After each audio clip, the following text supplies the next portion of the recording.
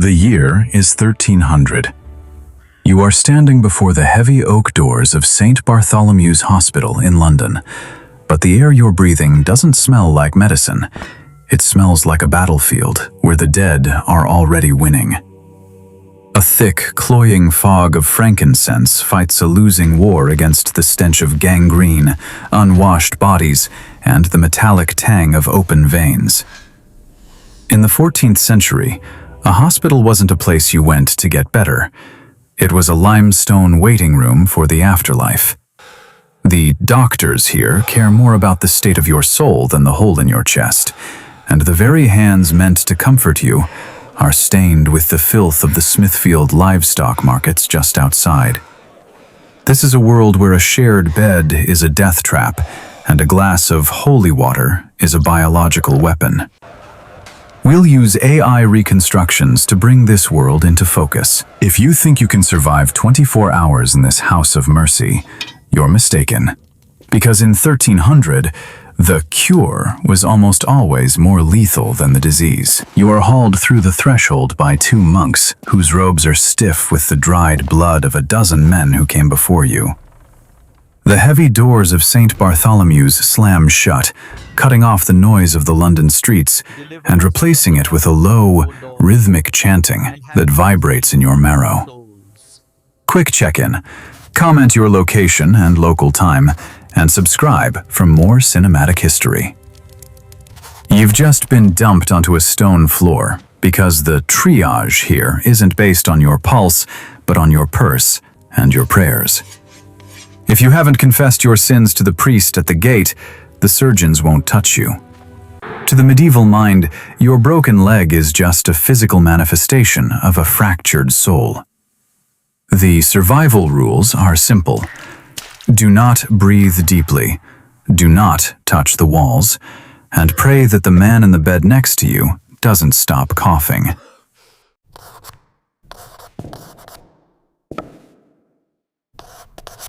Before a single bandage is applied, you are stripped of your clothes and wrapped in a rough, communal linen shroud that has likely been washed in nothing but the cold, stagnant water of the Thames. The monks perform the anointing, smearing a mixture of holy oil and lard over your forehead and hands. This isn't just a ritual, it is a vector for disaster. The oil is kept in a communal jar that has been dipped into by the hands of hundreds of dying patients, turning the sacred ointment into a concentrated slurry of staph and strep bacteria. You feel the grease trap the soot of the city against your skin, sealing the grime into your pores just as your fever begins to climb. The environment inside the Great Hall is a masterpiece of unintentional biological warfare. There is no ventilation. The windows are narrow slits high in the limestone walls, designed to keep out bad air or miasma, but they only succeed in trapping the carbon monoxide from the charcoal braziers and the smoke from the hundreds of tallow candles.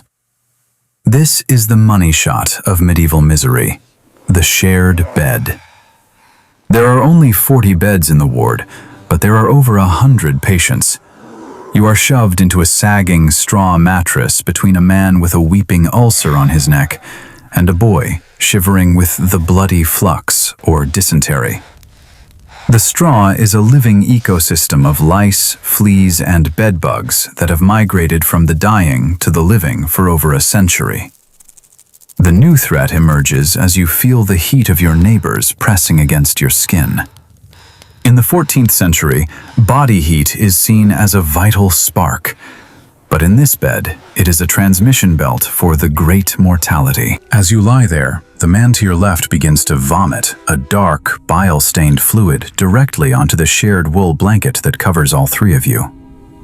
By the end of this part, you'll know why a simple request for a drink of water was the moment most patients signed their own death warrants. The monks bring a wooden ladle to the bedside, dipping it into a common bucket. They offer you a sip of water that has traveled miles through lead pipes, but as it enters the ward, it becomes something else entirely. You drink, unaware that the cooling liquid is teeming with the waste of the city, And the first cramp in your stomach isn't from your injury. It's the beginning of the end. The cool water from the lead-lined pipes hits your parched throat, but the relief is a fleeting lie. One konyaklai open loop to Fumchuk.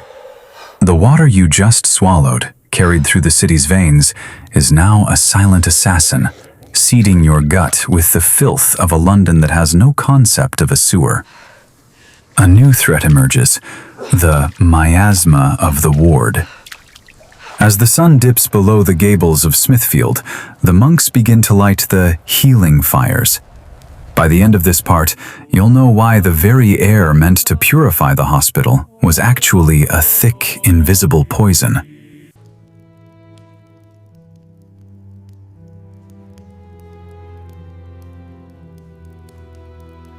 The survival rules dictate that to cure the sick, you must overwhelm the scent of decay with holy smoke.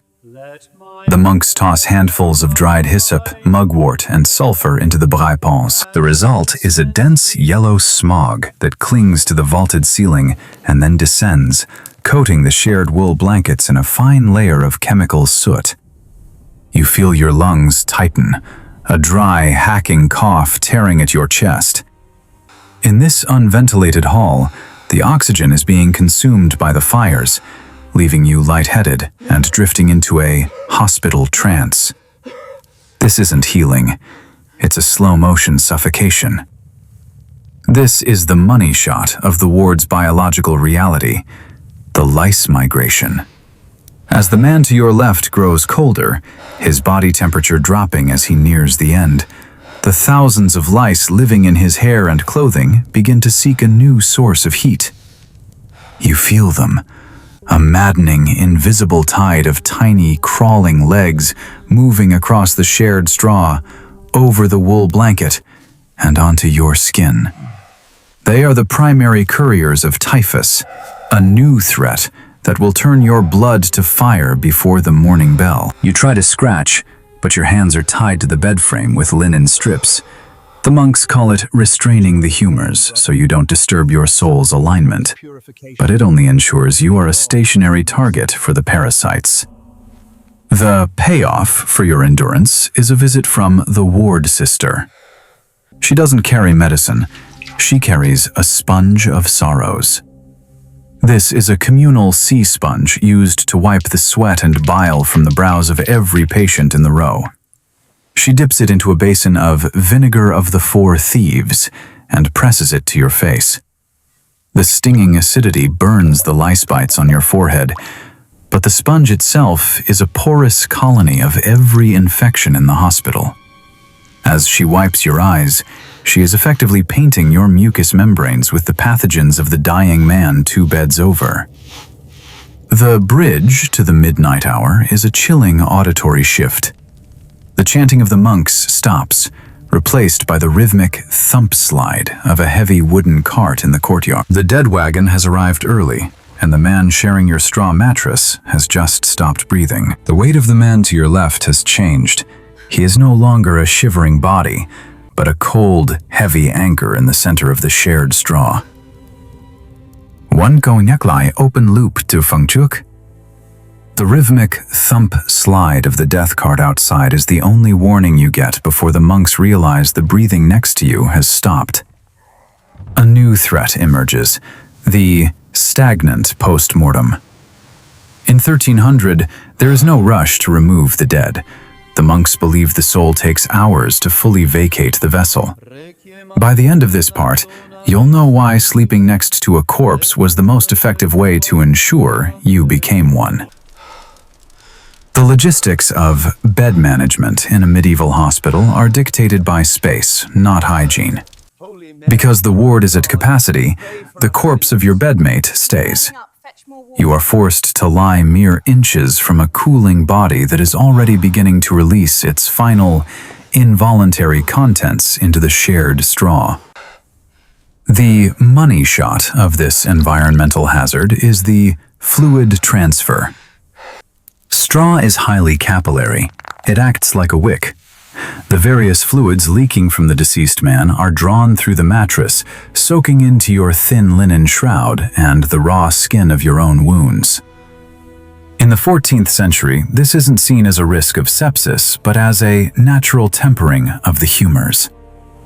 You feel the damp, cold spread against your hip, a biological bridge for every pathogen the dead man carried. The pattern break occurs when the hospital's apothecary arrives for the midnight rounds. He doesn't bring herbs, he brings the humoral balance kit. To a modern observer, he looks like a jeweler, but his tools are for the flesh. He decides that your rising fever, caused by the typhus-carrying lice and the lead-tainted water, is actually an excess of blood triggered by the presence of the corpse next to you. He pulls out a phleem, a triangular steel blade that has been wiped on a piece of greasy leather but never washed. He doesn't look for a vein. He looks for the most swollen part of your arm. This is the new threat, the dirty bleed. Without a word, he drives the phleem into your cephalic vein. He doesn't use a clean basin. He uses a bleeding bowl made of porous wood that still retains the dried, dark crust of the patients treated earlier that evening. You watch your life's blood, the only thing left fighting the infection, drain into the filth. He takes 2 pints, leaving you so weak your vision begins to gray out at the edges. The payoff is a state of profound shock. As your blood pressure drops, your body's ability to maintain its temperature fails. You are now as cold as the corpse beside you. The bridge to the early morning hours is a sudden, violent commotion at the far end of the ward.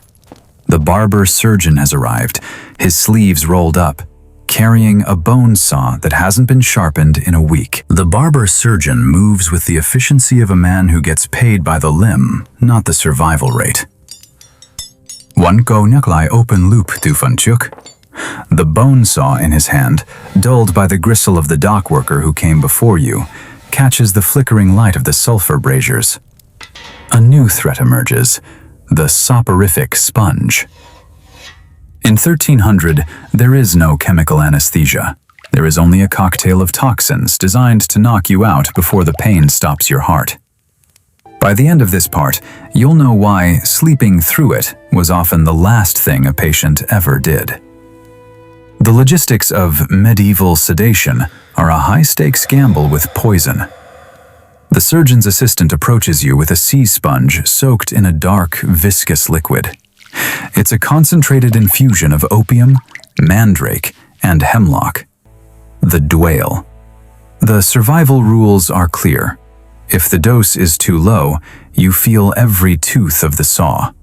If it's too high, the hemlock paralyzes your diaphragm and you suffocate in silence. They press the wet, dripping sponge over your nose and mouth. The liquid, bitter and earthy, stings your lips. You are forced to inhale the vapors of a concoction that is essentially liquid death. You feel your limbs grow heavy, the screaming in the ward fading into a dull, rhythmic thrumming in your ears. You are under, but your brain is still firing, trapped in a chemical nightmare while your body is prepped for the blade. This is the money shot of the surgical ward, the speed of the saw. The surgeon doesn't have time for precision. He needs to move fast because the longer you are open, the more miasma enters your spirit. He makes a circular cuff incision through your skin and muscle, the blood spraying onto his unwashed leather apron and the straw mattress you share with the corpse. You are technically unconscious, but your central nervous system reacts to the trauma. Your body thrashes, a primitive reflex that the monks manage by leaning their full weight onto your chest and shoulders. The saw hits the bone, a dry, grating sound that vibrates through the bed frame and into your spine. It takes less than 60 seconds. He tosses your limb into a wooden bucket filled with sawdust and old bandages, not realizing he's just opened a massive, raw highway for the staph colony living in the straw to enter your marrow. The new threat isn't the blood loss anymore. It's the seal. To stop the hemorrhaging, the surgeon doesn't use sutures. He uses the cautery. He reaches into the brazier and pulls out a red-hot iron shaped like a button. The payoff is a sensory horror that cuts through even the hemlock-induced sleep. The smell of searing human flesh fills the ward, a thick, greasy smoke that makes the monks gag. He presses the glowing metal directly against the raw stump of your leg, frying the nerves and vessels shut. The shock to your system is so profound that your heart stops for several seconds before the sheer agony jumpstarts it back into a frantic, irregular gallop. The bridge to the early morning is a sudden change in the air. The dead wagon cart has returned to the courtyard, and this time the monks aren't looking at the man next to you. They're looking at you. The monk's eyes linger on your waxen face as the cart outside rattles to a halt, but the final bell hasn't tolled for you yet. One ko nyaklai open loop du fam tuk. The red rod cautery has turned your stump into a charred, airtight seal, but inside that blackened shell, a colony of anaerobic bacteria is already beginning to liquefy your tissue. A new threat emerges. The midpoint rehook. The morning purge. In 1300, a patient who survives the night is seen as favored, but this favor comes with a price: the cleansing. By the end of this part, you'll know why the most compassionate act in the hospital was actually a death blow to your immune system. The logistics of internal purification are as violent as the surgery itself. The monks believe that because you survived the fire of the iron, your internal humors must now be scoured to prevent the rot from reaching your heart. They don't offer you broth or wine. Instead, they force a funnel into your mouth, a device made of horn, stained yellow by the bile of 1,000 previous patients. This is the money shot of medieval nursing, the violent emetic. They pour a mixture of warm salted water, linseed oil, and hellebore, a plant so toxic it causes immediate spasmodic vomiting and heart palpitations. You feel your stomach turn inside out, the force of the heaving threatening to burst the charred seal on your fresh amputation. This is the pattern break of the morning routine. The ward is suddenly filled with the sound of scrubbing, not the floor, but the walls. They use a mixture of vinegar and quicklime, believing the white dust will absorb the death fumes of the night. As the lime dust fills the unventilated hall, it settles into your open eyes and the raw, cauterized edges of your wound. It burns with an alkaline fire, reacting with the moisture of your body to create localized chemical burns. You are coughing up the hellebore while the lime dust sears your lungs, a double assault on a body that has already lost 2 pints of blood and a limb. The new threat isn't just chemical, it's social. The monks realize the man sharing your bed is now liquefying. The smell of his decomposition is overwhelming even the lime and vinegar. They finally grab his ankles to drag him toward the dead wagon. The payoff is a chilling logistical reality. As they pull the corpse across the shared straw, the mattress bursts. A year's worth of accumulated filth, fluids, and parasites is sprayed directly onto your face and your freshly burned stump. You are left lying in the hollow where a dead man rotted for 6 hours, your blood pressure plummeting as the hellebore begins to shut down your nervous system. No one tells you this part, but in 1300, survival was just a slower way to die. The hollow where the dead man lay is still warm, a damp, dark indentation in the straw that is now crawling with a new life of its own. One cognac lai open loop du fam chuk. The burst mattress has showered you in a century of accumulated rot, turning your shared bed into a concentrated petri dish of the hospital's most lethal failures. A new threat emerges. In 1300, when physical surgery fails, The hospital turns to the secret arts of the mortar and pestle. By the end of this part, you'll know why mummy powder was the most expensive and deadly ingredient in your final prescription. The logistics of medieval pharmacy are a descent into the macabre. The hospital apothecary arrives at your bedside, but he isn't checking your pulse. He's checking the color of your lochia, the discharge from your stump. He decides you need a drying agent to stop the moisture of the rot. He pulls a small leather pouch from his belt containing mumia, ground-up human remains stolen from ancient tombs or local gallows. The money shot of this cure is the direct application. He doesn't just sprinkle the powder. He mixes it with hog's lard and presses the gritty brown paste directly into the cracks of your cauterized flesh. You feel the grease trap the bacteria from the dead man's straw against your raw nerves, sealing the infection deep within the bone. This is the pattern break of your sensory experience. You are no longer just a patient. You are a vessel of humors.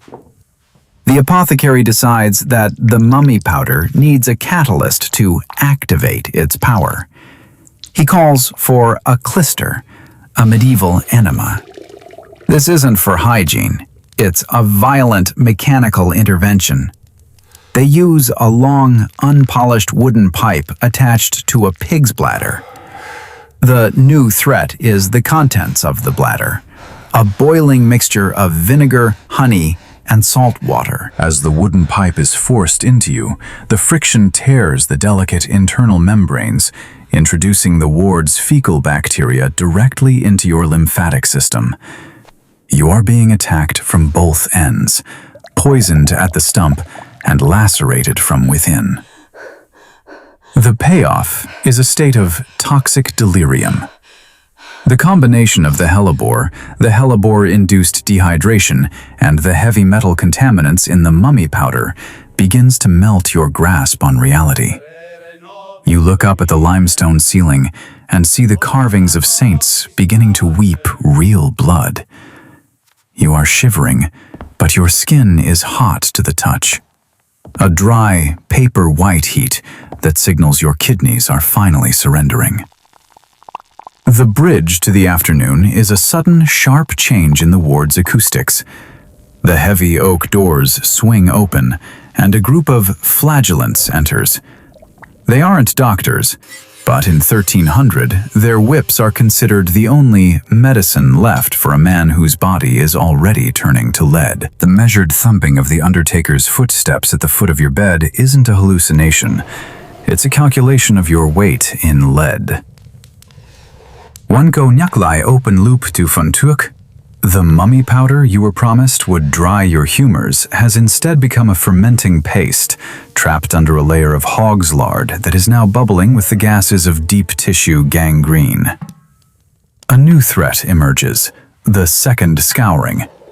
In 1300, if a wound stinks of the devil, the barber surgeon returns not with a saw, but with the great cautery. By the end of this part, you'll know why the smell of your own cooking flesh was the last thing many Londoners ever experienced. The logistics of thermal resealing are a masterpiece of industrial-scale agony. The surgeon doesn't believe his first burn was deep enough. He calls for a cauldron of pitch. This isn't medical grade. It's the same black, tar-like resin used to waterproof the hulls of ships in the Thames. They heat the pitch over a charcoal brazier right next to your straw mattress until it is a boiling, viscous liquid that smokes with a suffocating chemical stench. The money shot of this treatment is the deep dip. Two monks hoist your septic stump into the air while the surgeon ladles the boiling pitch directly onto the necrotic tissue. This is the pattern break of the surgical experience. The boiling resin doesn't just sit on the surface, it seeps into every crack, every leech bite, and every incision, instantly vaporizing the moisture in your cells. The new threat is thermal shock. Your nervous system, already battered by the dwale poison and the bloodletting, undergoes a massive electrical surge. Your heart rhythm, once a steady drum, becomes a chaotic gallop that threatens to burst your weakened valves. You are screaming, but the sound is trapped behind a jaw locked tight by the tetanus spores of the stable dust. The payoff is a disturbing physiological reality. The boiling pitch has created a permanent blackened boot over your leg, but it has also trapped the anaerobic bacteria in a high-pressure, oxygen-free environment, the perfect incubator for gas gangrene. You feel your skin tighten to the point of splitting as the gases build up beneath the tar. The bridge to the final hour is a sudden, eerie silence that falls over the ward. The surgeon and the monks back away, not out of respect, but because they see the sign of the pale horse. Your fingernails have turned a deep, bruised purple, and the death sweat has begun to bead on your forehead, smelling not of salt, but of sweet, rotted fruit. The sweet, cloying scent of rotting fruit hanging over your bed is the smell of your blood turning to vinegar. One cognac lai open loop tu fan chuk. The blackened boot of boiling pitch has successfully sealed the wound, but the pressure of the gases trapped inside is now so great that the tar is beginning to crack, weeping a thin gray ichor. A new threat emerges, the agony of the inner fire. In 1300, a patient who reaches this stage is no longer treated with medicine. They are treated with the heavy grace. By the end of this part, you'll know why the most merciful act in the hospital was a physical assault on your last remaining breath. The logistics of the final constriction are a brutal marriage of theology and desperation. The monks realize the miasma inside you is about to rupture. To prevent your corrupt vapors from exploding and infecting the entire ward, they perform the binding of the 6 points. They take long strips of unwashed, saltwater-soaked linen and wrap your chest, your throat, and your remaining limbs with the tightness of a bowstring. As the salt water dries, the linen shrinks, crushing your ribs and forcing your lungs to fight for every microscopic pocket of oxygen. This is the money shot of systemic failure, the mechanical suffocation. You are being mummified while your heart is still frantically trying to pump the last of your thinned, septic blood. This is the pattern break of the ward's atmosphere. The chanting of the monks has shifted from a prayer for healing to a requiem. The new threat is the incense overload. To mask the overwhelming stench of the gas gangrene now leaking through the cracked pitch, they bring in the Great Censer, a massive silver orb filled with burning charcoal, frankincense, and myrrh. They swing it directly over your face, filling your constricted lungs with hot, carbon-heavy smoke. You aren't just dying of infection, you are being chemically asphyxiated in a cloud of holy soot. Your vision tunnels, the flickering candles of the ward merging into a single, blinding white line. The payoff is the total collapse of your neurological gait. In these final moments, the tetanus-locked muscles of your face finally snap under the strain, your jaw fracturing with an audible pop that is lost in the sound of the monks' rhythmic drones. You experience the lantern slide, a series of vivid, terrifying hallucinations triggered by the lack of oxygen to your brain. You see the shared bed as a sinking ship in the middle of a black Thames, the corpses of the men who lay beside you reaching out to pull you under. The bridge to the end is a cold, metallic sensation against your forehead. It's the extreme unction bell, its silver chime signaling to the men with the hempen sacks that the bed is finally, mercifully, about to be vacant. The chime of the silver bell is the last sound of the living world you will ever hear. A thin, lonely note that cuts through the thick fog of incense and death. One go nyaklai open loop tu from chuk. The monks have already begun to loosen the linen bindings, not to ease your breathing, but to ensure your body doesn't stiffen in a shape that won't fit into a standard hempen shroud. A new threat emerges: the erasure. In 1300, once your heart stops, you cease to be a soul in need of mercy and become a hazard of the parish.